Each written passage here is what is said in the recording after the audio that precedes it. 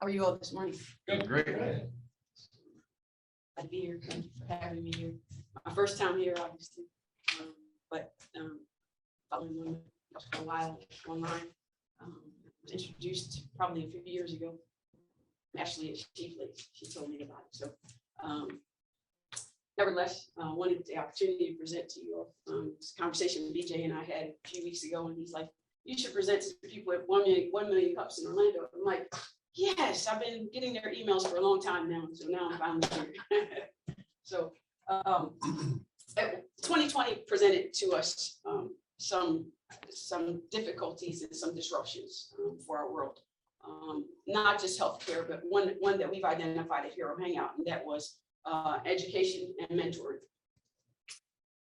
One of the things that I realized as a professional athlete, and now retired professional athlete, is how often parents literally would come up to me after I got finished doing engagements, after I finished doing speaking engagements and appearances, and they would literally say to me, "Can you talk to my kid about something?" That something was anything from school to mentoring to friends to family to choices to anything and everything. Parents continue to ask me, "Can I talk to their kid about stuff?" So I literally went around to some of my professional athlete friends and I asked them, I'm like, "Hey, do parents ask you to talk to their kids about stuff?" All day long, everyone said yes. April, other than tickets, other than money, that is like the top 3 list of things that people ask professional athletes for. I'm like, okay, cool. Now let me go ask parents. Why do you ask people to talk to your kids about stuff? I literally went around to every parent I saw, every parent I knew, and asked them, "Why do you ask people to talk to your kids about things?" But I started with my mom. I said, "Mom, when I was a teenager, did you ask people to talk to me about things?" And she said to me, she said, "Absolutely." I said, "Why, Mom? I was a good kid. I promise you I was a good kid. I really was a really good kid." And she said, "Yes, you are. You were a great kid." And she said, "However, you got to an age," which all of us have been there. I don't think anyone is still there. Nope. But anyway, we all have gotten, we were all at a stage in life where we thought our parents didn't know anything. We literally thought our parents didn't know anything. We thought we knew everything. And so when you're a parent and you're faced with, or you're looking at a kid every single day that is literally tuning you out, the question is, how do you get to this kid? How do you introduce this kid to things, to people, to whatever it is, so that this kid can continue on this path that you've been trying to get this kid along to? So nevertheless, I asked parents and parents and parents, and they all kept saying the same thing. Kids get to an age, they think they know everything, they think we don't know anything. So then I started asking kids, teenagers. Every time I saw a teenager, I would stop and ask, "Listen, if there was an app on your phone where you could literally talk to your favorite influencer," God bless you, you could literally talk to your favorite influencer. Literally talk to them, like not one-on-one kind of talk, but let's have a group chat about things. Let's talk about what's bothering you. Let's talk about some things that you're struggling with. Let's talk about a whole lot of different things about how this said professional athlete, this said influencer got to their place of success in life. Let's talk about that. So nevertheless, I asked the kids if they would download the app. Without fail, every single kid grabbed their phone and said, "What's the name of the app?" Every single kid grabbed their phone and said, "What's the name of the app?" I'm like, hold on, we didn't build it yet. Just doing some market research. So I present to you Hero Hangout. Hero Hangout is where we intend on influencing for good. Because again, as I spoke about earlier, every single parent is trying to figure out how to speak teen. Every parent is trying to figure out literally how to speak teen. If you have a teenager or your kid is looking like they're on the cusp of within a couple of years of being a teenager, every single parent is trying to figure out, how do I speak teen? Well, we can help. Problem number 1 is when everyone in this room pretty much, when you were younger, your mentor was in your community. Your mentor was in your house. Your mentor was either one of your parents, both of your parents, maybe. Your mentor was a teacher. Your mentor was a coach. The reality of it is, teenagers, their mentor should be in the palm of their hand. And it's not right now.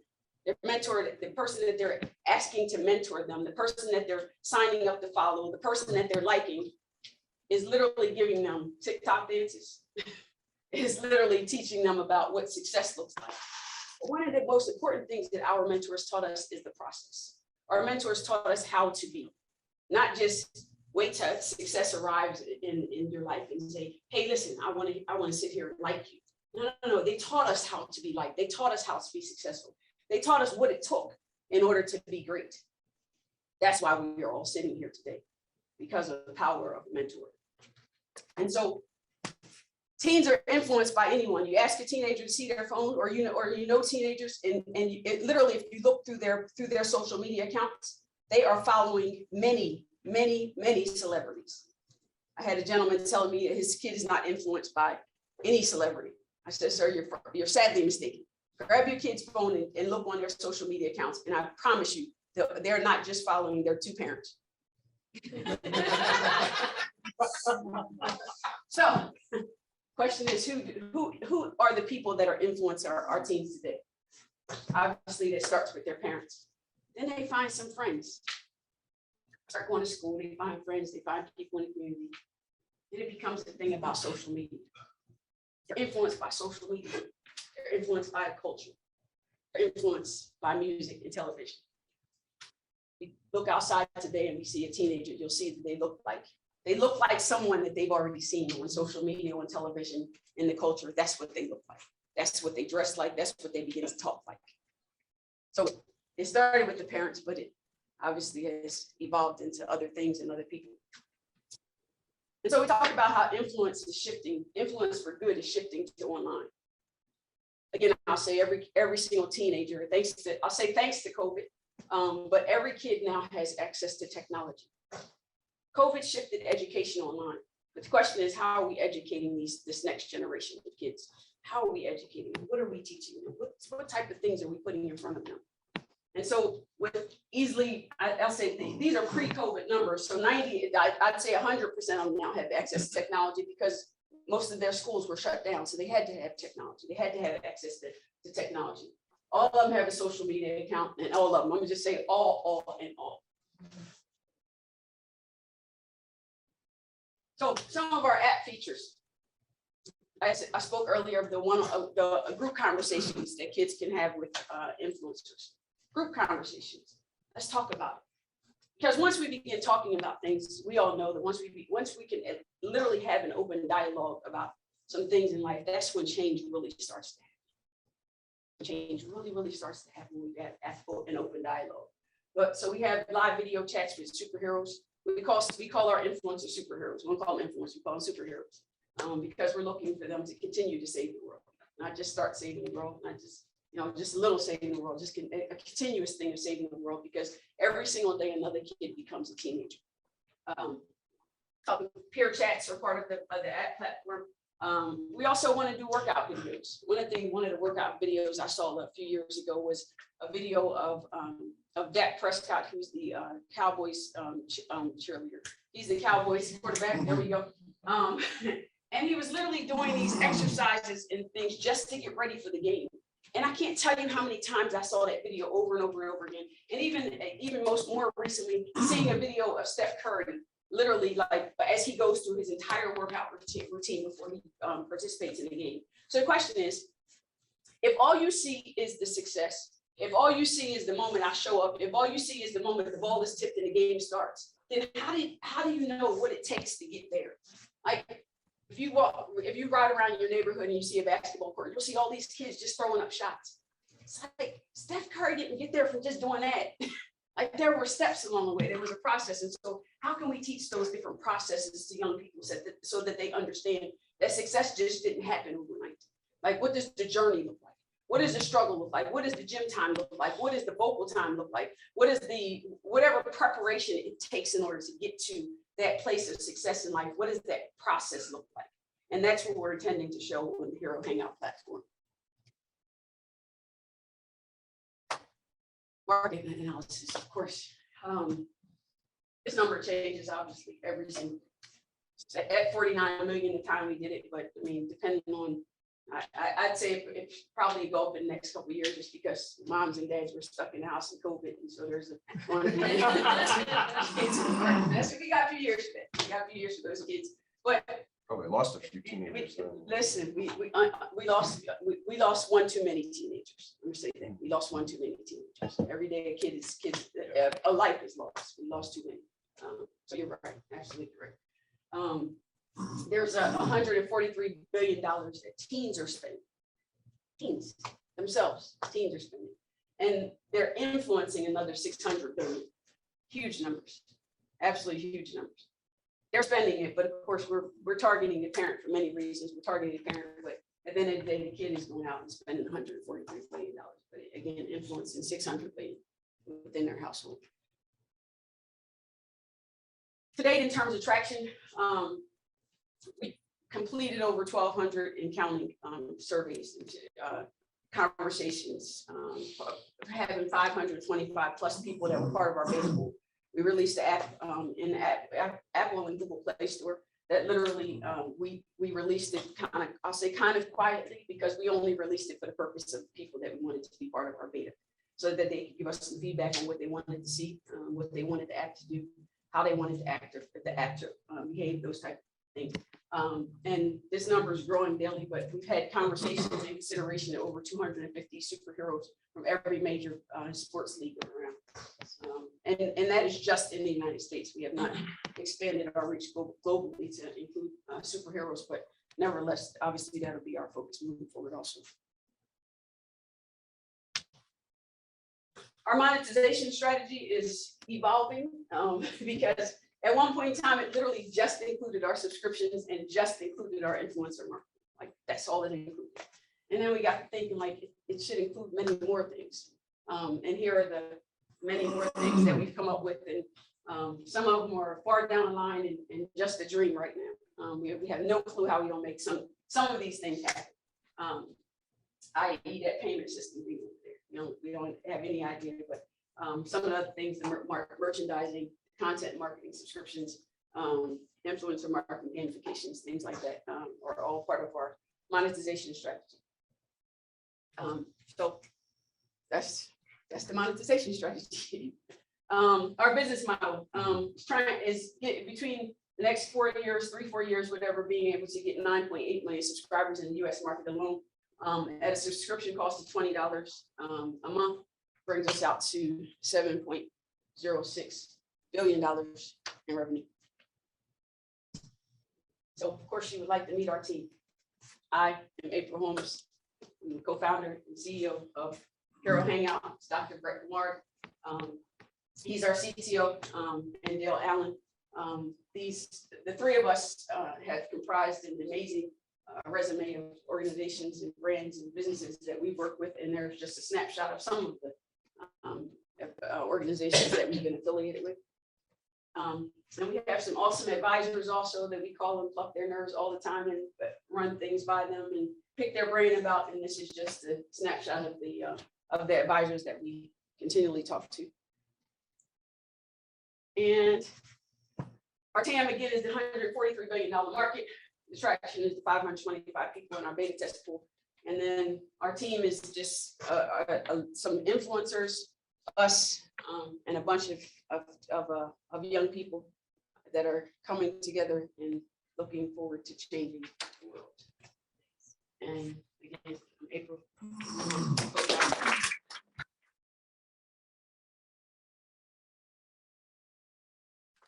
Thank you. Thank you. Anyone have any questions?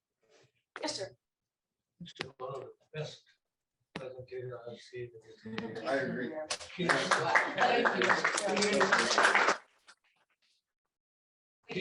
are the future. Because this is one of the best for working on this area. I want to work with you. Thank you very much. Thank you. Appreciate you. Yes, ma'am. First of all, congratulations on your role. Thank I'd you. love to know what sport you participated in, just a little bit more about you. Sure. And also, what is the commitment from the influencers? What is the time commitment for that? What is it that they get from the influencers? How much time? Thank you for that. My background is I've been running track since I've been 5 years old. My mother had this mentality to keep kids busy, they'll stay out of trouble. And so it started off with ballet lessons, which I can't perform another nutcracker if I try.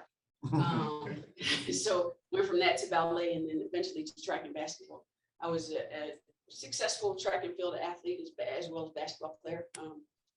Went to Norfolk State University, graduated from Norfolk State University on a track scholarship.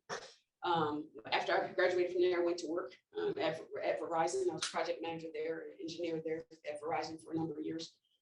recently, it was in 2001, I had started on my master's degree at Drexel University in Philadelphia. And about 2 weeks after I started on my master's degree, I got into a train accident and lost my leg as a result of the train accident. I was very fortunate that the doctor that gave me that did my emergency surgery actually came in one day and gave me some magazines about the Paralympics. And that was my, I'll say that helped me greatly on my road to recovery. Just knowing that I could still participate in athletics, because when I first learned that I lost my leg, I thought that I could never run or play basketball again. So when he handed me these magazines, I'm like, oh wait, there is something else I can still do. And that was track and field. I immediately wanted to jump out of bed, get a leg and start running. Of course, there were several processes along the way I had to instead go through. But nevertheless, within a couple weeks, my very first track meet as an amputee was actually here in Florida at Disney World of Sports. I went on several months, years later, whatever, became, well, as I laid in a hospital bed, I came up with 3 dreams for myself. Those dreams were I wanted to represent the United States at the next Paralympic Games. I wanted to be the fastest amputee in the world, and I wanted to win gold medals. And so I worked hard through rehab with those 3 goals in mind. And eventually, within a year and a half of my losing my leg, I was able to achieve some of the goals and eventually all. I ran in 4 Paralympic Games representing the United States: Athens, Beijing, London, and then Rio. I retired in 2016 from athletics. Many-time world record holder, many-time gold medalist, and I had some amazing sponsors along the way, who took me around the world and doing speaking engagements and things like that. So that's not favorable. Anyway, back to Hero Hangout, because that's going to be a whole conversation. Your question about the influencers. The influencers are paid for their time. We ask them to give us 2 one-hour commitments a month, so that they could have live chats with the young people. So 2 1 hours. And then we also ask them to submit 5 30-second videos. So I spoke about the video content. You know, how do you practice your craft every single day, so that the kids can actually see, the teenagers can actually see what the preparation to that looks like. And then, of course, like I said, the 2 1-hour sessions are about, you know, let's talk about some things that I'm struggling with as a influencer or as a superhero. Let's talk about what my day looks like. Let's talk about what I go through, whether it's in my craft or not in my craft. Maybe it's some things that I'm struggling with. I mean, there's a lot of kids nowadays, or people. I'm going to say kids. There are a lot of people right now struggling with or having some concerns around mental health. And so if there's a number of athletes who have even come out and said, hey, you know, I'm having some mental health issues. And so one of the things that research has taught us is that if there is a celebrity that comes out and says that they're struggling with something, then it's easier for other people to identify. And so they are paid for their time on the platform. It's an affiliate, more of an affiliate marketing look. So they're saying to their social media network, hey, I'm doing a live chat on Hero Hangout tomorrow at 6 o'clock, sign up. And so everyone that signs up, use their affiliate link. They're given money, but the idea is not to pay them to show up per se, but it's to be able to regenerate some income in some areas, whether it's their local area that they're playing in, their home team, or their other home team where they live, the home team or hometown. So that's kind of the model that we're looking at. They'll be able to turn back around and put some things back into their communities. I had a hand here first. Yes, sir. Yes. So didn't hear you talk about any competition. Last night, I have an 18-year-old and 19-year-old, 2 girls that are going to college right now. And like what you're talking about.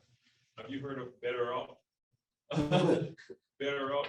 That's what I was looking for them to find and counsel to talk to about playing their days. And Better Off be one of your competitors?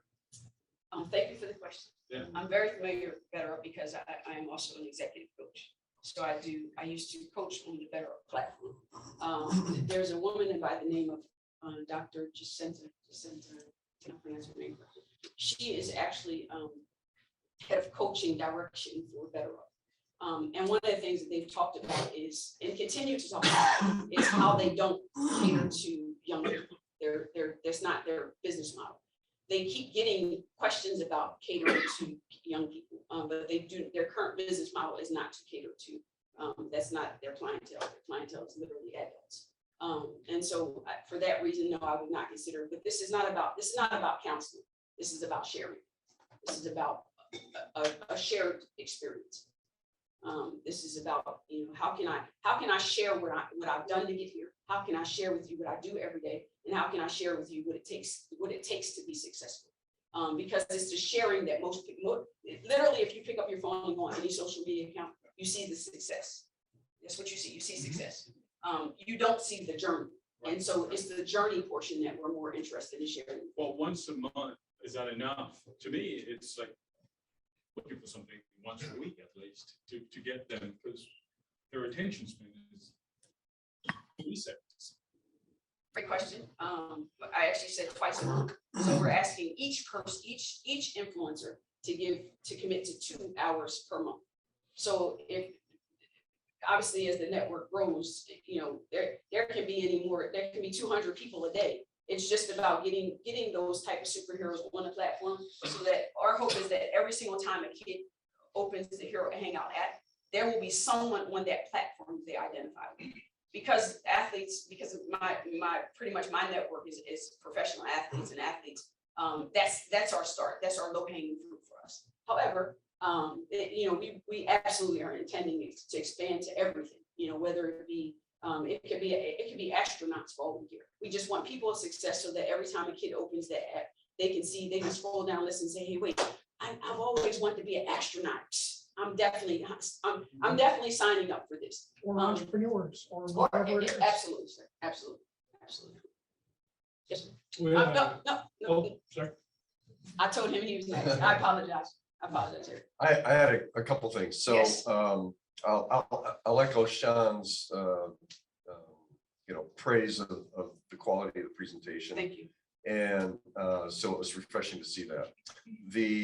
I will say that you started out slow and you had a lot of pauses, a lot of uhs and things like that in your presentation and the way you started. My suggestion is to come up with a phrase or your elevator pitch or something like that, and just hit us between the eyes starting right off the bat, because your passion shows through. Okay, once you got rolling, right after about 60 seconds or so, then we're just like, okay, we're putting on our seatbelts now, right?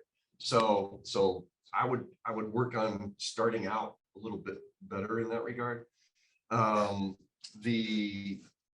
Let's see, and again, tell us more about yourself. Why are we listening to you? All right.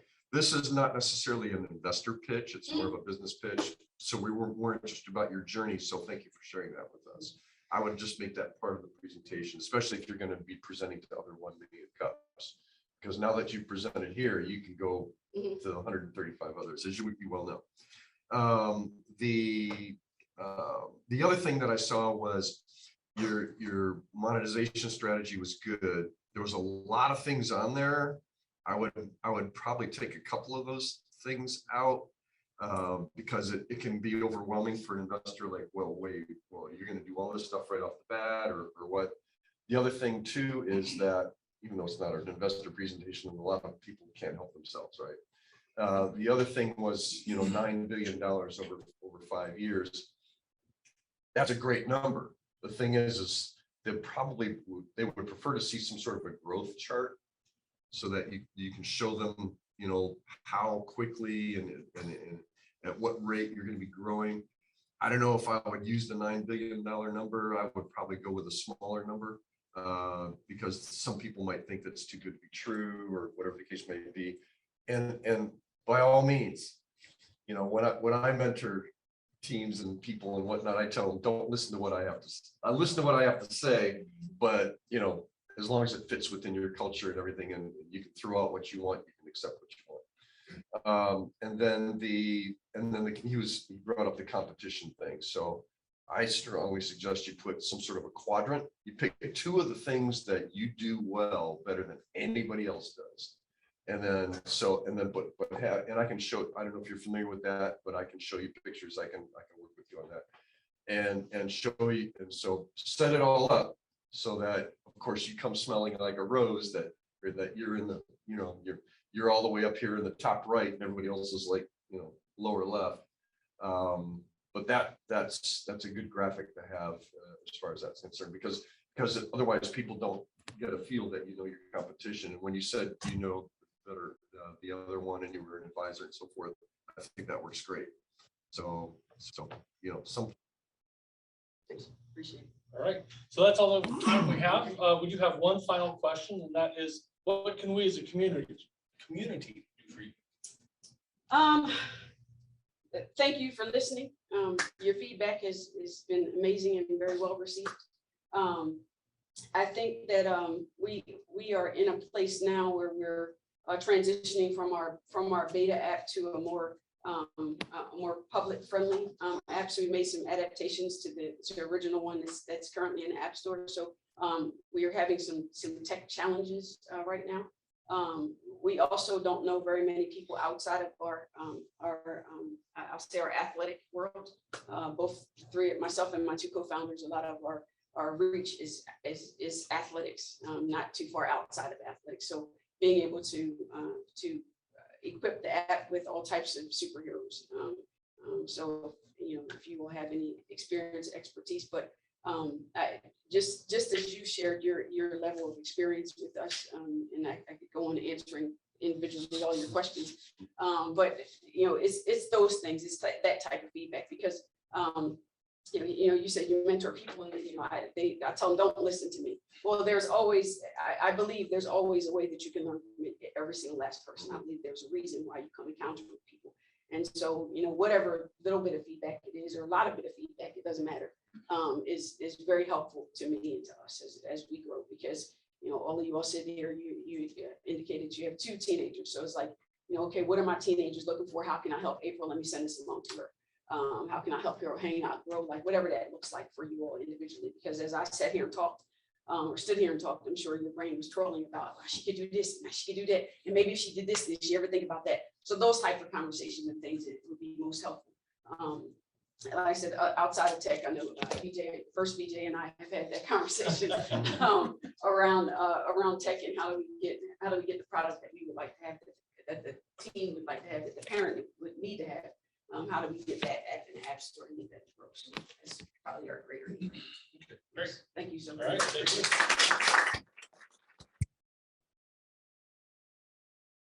All right, and now Nima, I'm going to make you a co-host. I can't do that.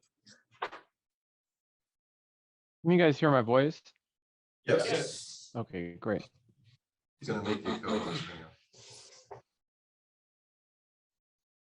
And don't worry about letting anybody else in. He'll take care of that. No problem. All right. You should be your co-host now, so we're ready for you to share. Let me give it a shot here. Alrighty. Can you guys see? Yes. Mhm. Yep. Yes. Okay. Give me a second.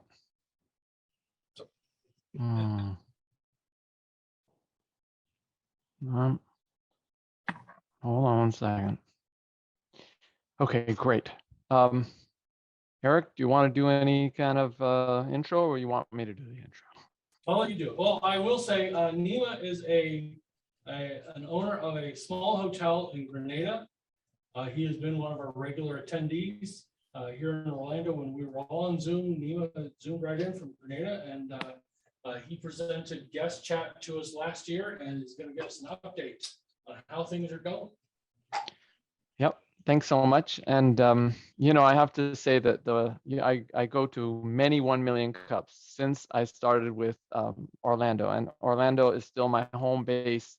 I really, really like this community. You are unique. You don't know that you're unique, but I'm telling you, you are, because I've been from Orlando all the way to Alaska and down to Irvine and every which way. So I've seen many communities, and Orlando is truly a wonderful one. I'm very thankful for having that sort of exposure initially. And I think it's been literally a year since I was here last. So I was thinking about what's happened during that year, but I'll give some background. I'll try my best to go through this as quickly as possible.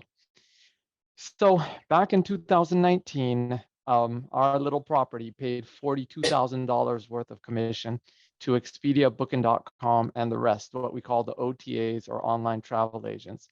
And this represented 20% of the total booking value that they would send our way. It's gotten higher now after COVID. We can expect somewhere between 25% now, around 25%. And this is a problem for a lot of hotels. They want the bookings. They do not want to pay a quarter of their, possible income to these companies. And so this is where I started looking, trying to figure out where we could, get in and keep some of these people. And I think you're all familiar with this. We research, where do we want to go? Where do we want to stay? Most of us end up, going and visiting these little hotel sites, seeing TripAdvisor, comparing. And the irony of it is, most of us bounce right back to Expedia to do that final booking. And really, that's where I was trying to intervene and say, hey, stay at our hotel. Don't go back to Expedia. I'll lose 20%. And that's really the question that I came up with. What if we could keep them? And I started with a little chat widget on our budget property and started to monitor. And as I did, I saw a stream of people wanting to know about rates, availability, what could they do there, all sorts of things. I couldn't handle the volume of chats. My staff couldn't handle it, just too much coming at me. I literally had situations where I had to pull over at the side of the road and have these chats with people, try to get them to come to our property. And so I had to figure out how to handle this volume of chats. And that's really the foundations of where guest chat started. Think of it like a front desk receptionist that's always there on the website, ready to offer rates, answer questions, and make reservations. And what it did for us, once we set it up, is save us a significant amount of time answering questions. And we got more bookings by always being there, being able to respond instantly, handling multiple chats at the same time, offering rates and actually reserving and actually being able to sign off and send it off to somebody at the front desk. And it increased our sales. And here's how it looks right now on our site. So there's a little widget, and you can put it anywhere on the left, the right. You can make it an icon, a tab that says, I can help. And if you go looking, you could put in, and that's my anniversary date. And hey, let's say I want to go. What do you guys have available? And literally, this is how quickly it happens. It shows you the different room categories, the maximum occupancy, the different beds, the amenities. It shows you the price, and you hit book now, and you're on my booking engine where you put in your details, and we're good to go. Now, I would love to show you more of the back end, and I will glad to show you that at the end, but just because of time, we can come back to this. But the bottom line is it brought us bookings. This was our little pilot back in 2021 from January to March. And you can see of the people that came on the site, 10% chatted, half of those people asked for rates, and 9 people booked. Now, that was an average value of $425, meaning they stayed 5 nights for about $75 a night. And they brought us extra income. Now, if you break that down to a monthly, it was $1,275 a month. Why? Because we're charging a $95 a month subscription fee. And so that's a return that is very significant. And since then, we've been able to prove this for properties, just not enough properties. And you can see where we're headed. We're hoping to have this in about 5 years. Realistically, annual subscription of $95 per month. That's really our goal here. Now, who are we going after? Independent hotels. This is 25,000 in North America. They're 3-star, 4-star economy class through upscale properties. Average daily rate of about 150 and above. So it's not really the chain properties unless they're independently owned. And unfortunately, we are not first to market. We have many competitors. There is Ask Suite in Brazil, who has more than 2,000 hotels now, and QuickTex out of France that has, I would imagine, probably about maybe 2,500. And little old guest chat has just started really selling in 2022.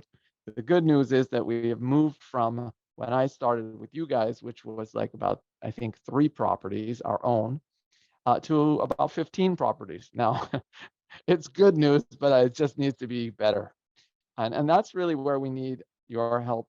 And if you ask me what I need from this community, well, you guys have done so much for me. Everybody there has been so helpful throughout the year. But we just need properties who'd be willing to have a look, give it a try, give us feedback, so that we can just increase our numbers, and we're giving 3-month trials for free, just so that people know that it works and we know that it works. So, yep, that's basically it.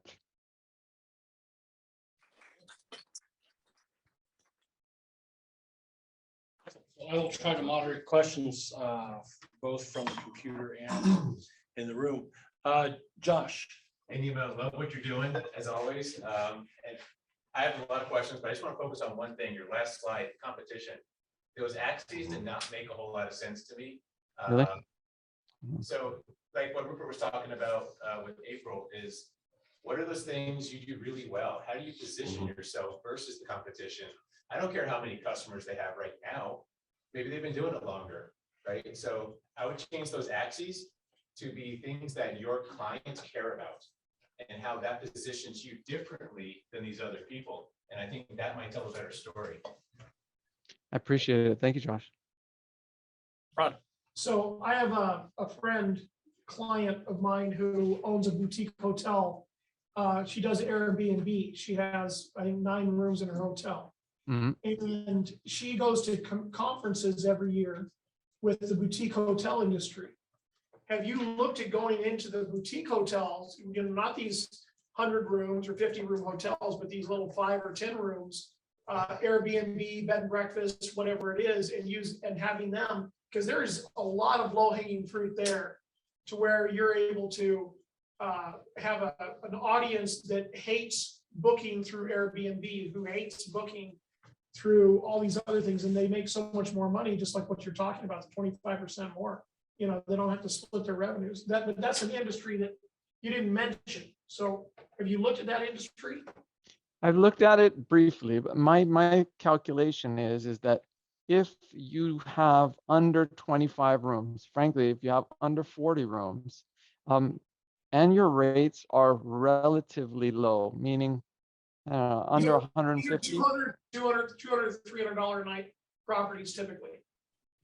My experience has been that those properties don't really want it. Now I could be wrong on that. I think the product is more geared towards higher number of rooms and rates over 150. But yeah, this has been, I've been told this before. If they're an Airbnb, Airbnb has their own chat and, they communicate. But I know what you mean when you say, hey, if they had an independent on their own website where they could have this automatic thing, it would be great. Yeah, I've been told. My friend, she's got 30% of her bookings come off of her own site, not off of Airbnb. And she books $200 to $300 a night, and it was a minimum of a 3-night stay. And so, and she knows a lot of people in that same Space. Yeah. Or same industry. So I know that you think that your sweet spot is there, but have you tested? Nope. And I don't, I'd be so bold as to say, if you want to connect me, I would love to be able to actually say, hey, what do you think? And see if it is a possibility. Yeah. Okay, good idea. Denny. Nina, the Chamber of Commerce could be a real good source for all of these. Where do you stand on marketing help? Do you need some yet? Are you ready for it? Yeah, the only thing is, Denny, and I know you had introduced me to 2 really, really bright guys. I'm trying my best to put all of my effort into sales.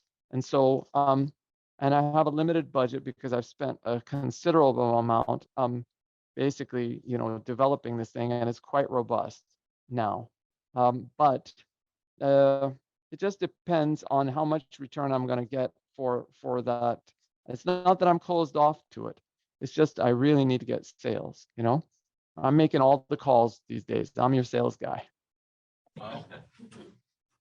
No, we all. What about your daughter? She's She there. going- She's there supporting me like crazy. We were going to come to Orlando for High Tech, which is this hotel technology thing, but it didn't work out. But I was looking forward to seeing you guys in person. That would be great. I'm sure it'll be next year. Your daughter was going to move up here, right? Yep, that's what we're thinking. Actually, we're going to be taking some trips just to get familiarized with the area. Well, let me know when you do. We'll get coffee or lunch or something. Yes. Rupert, So I'll echo what Josh said about your competition chart. I mean, to be frank, that chart just shows how well you don't stack up to your competition. So what you really want to show in that is pick two things that your customers would love about you and show how you're by far the best at it. Okay. But then I would have more competitors on there too.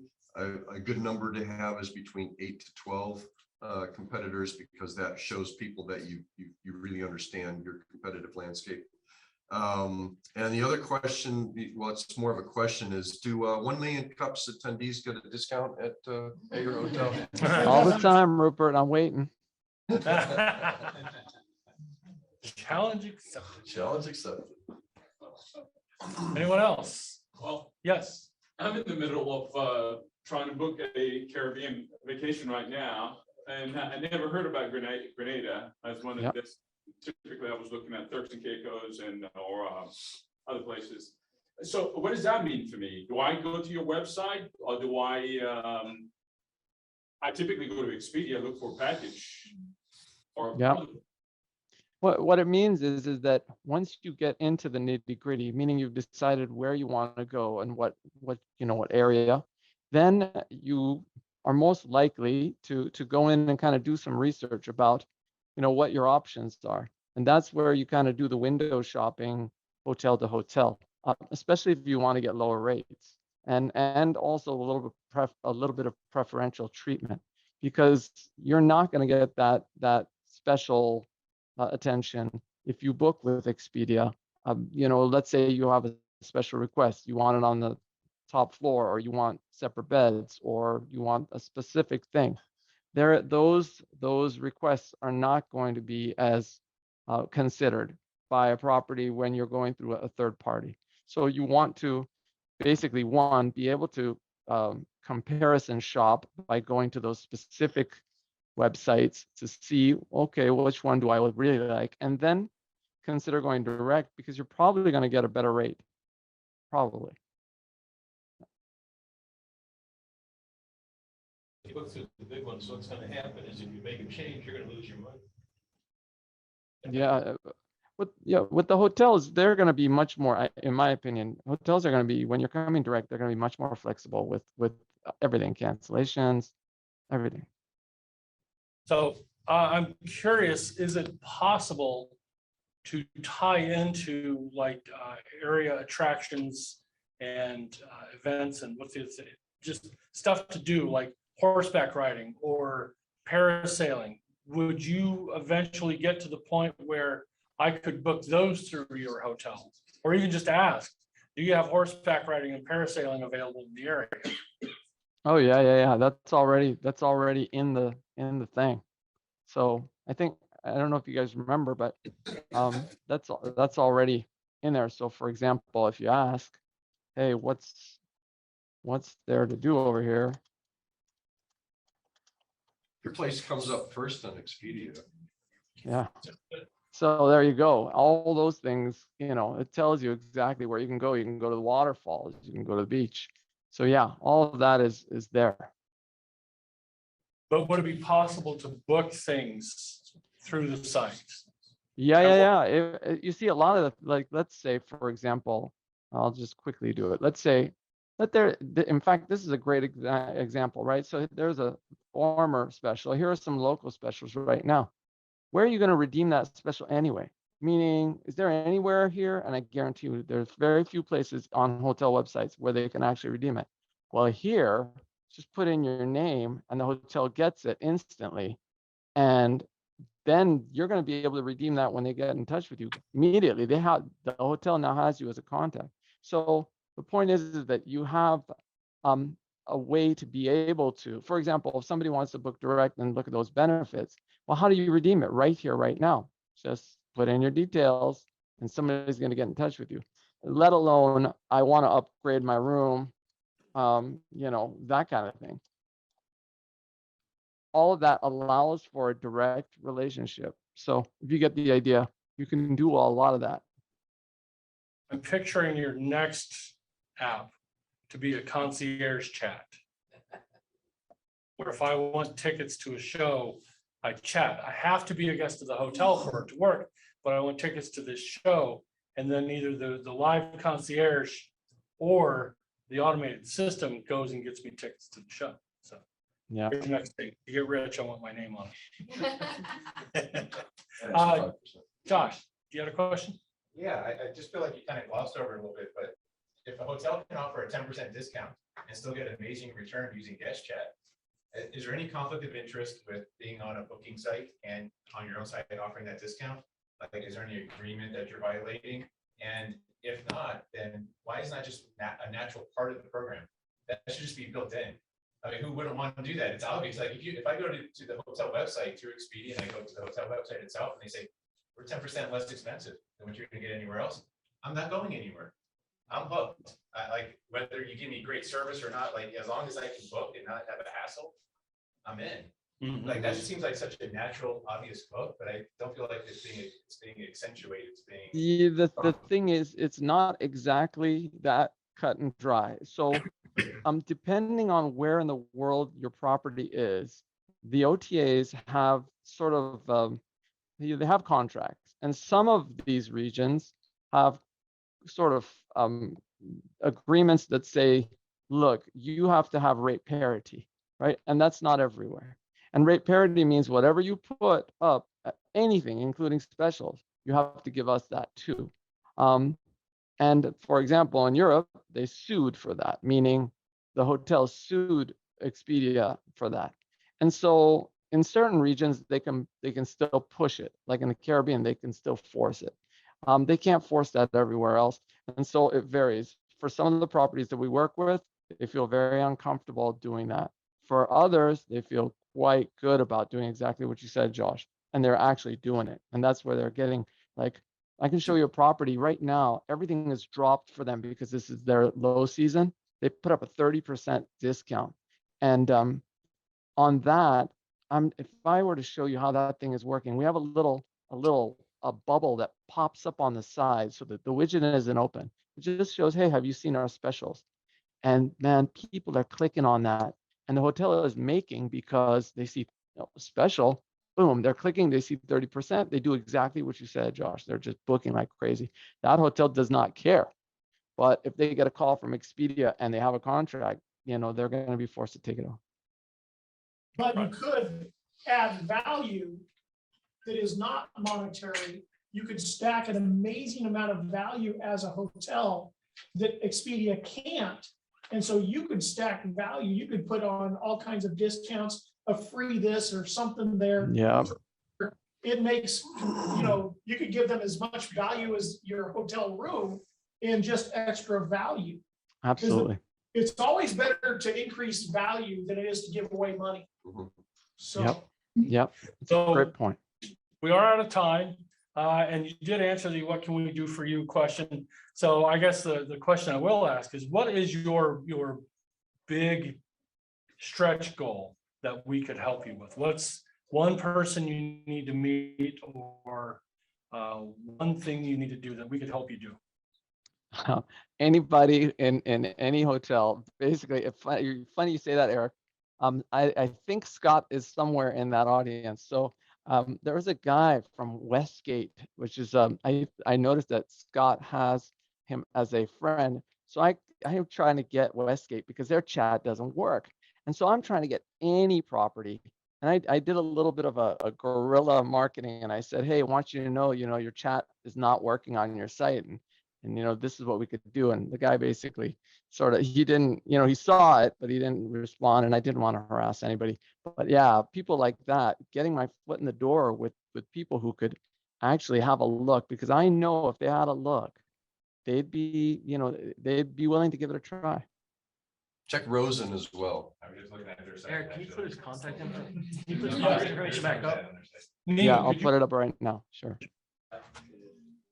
Yeah, Nima, check Rosen Hotels as well. Yeah, I Harris- tried them, Rosen International, right? I don't like, Yeah. they just don't, you know what it is? In this thing that we're doing, it's almost like you have to have somebody there or somebody to tell them, hey, check this guy out. You know, this is a good idea. And once they do, then they'll listen. But if they don't, like, if they don't hear it from somebody they know, it's almost like, whatever. Rosen has a program for companies like you to get in that door. So I would do a little more research to find out who runs it and who, I used to know that person, but I don't anymore, but they have a channel or a funnel for that. Okay, I'll go after it. Don't Thanks. look into my contacts at Westgate. It's been a while since I've interacted with any of them. But I'll see what other rocks I can pick over. I appreciate it, Scott. So Harris Rosen is incredibly independent. Mhm. He's the one hotel owner who does not belong to the Central Florida Hotel and Lodging Association, which is the world's biggest, because he's so independent. So he's the person. who runs it. All right. Well, thank you very much, Nima. Thank you, April. Thank you, guys. My screen one more time.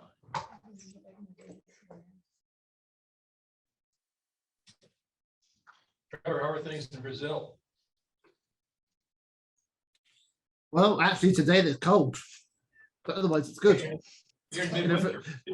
Then we're going into winter, you know, so when we got like mid 50s to 60 at the moment, and we don't have central air or central heating, you've got to warm up with sweaters and keep rubbing your hands together to cause friction, you know. But otherwise, it's great. Can't complain. What part of Brazil are you in? I'm in São Paulo. Oh, nice. Yeah, my father lives in Alphaville. Oh, Oh, right. He Just has down a the home road. out there anyway.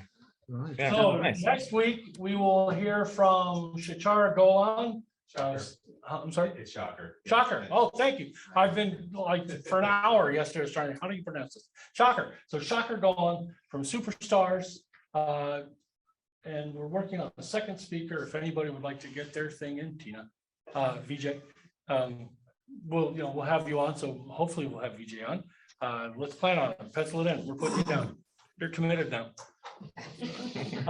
Yeah. Have you applied or did, or I think I did, but okay, I'll double check. I think you did. And we were texting, VJ and I were texting about getting on. So I thought you'd applied to.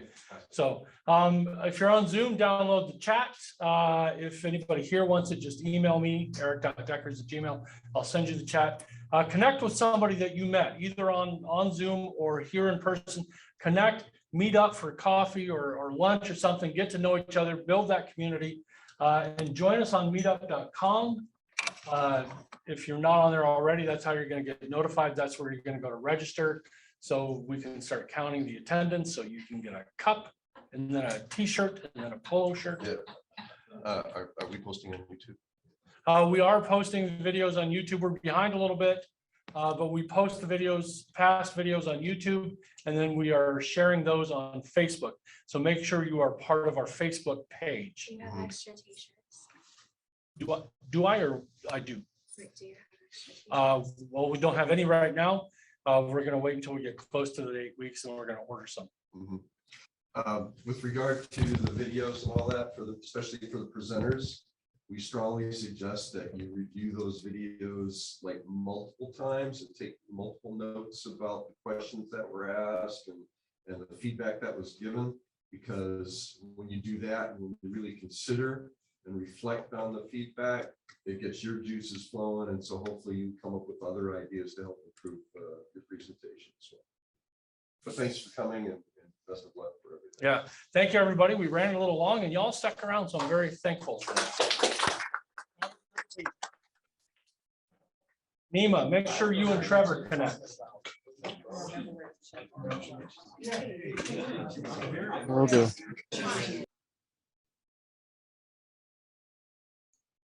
Take care, everyone. See you soon.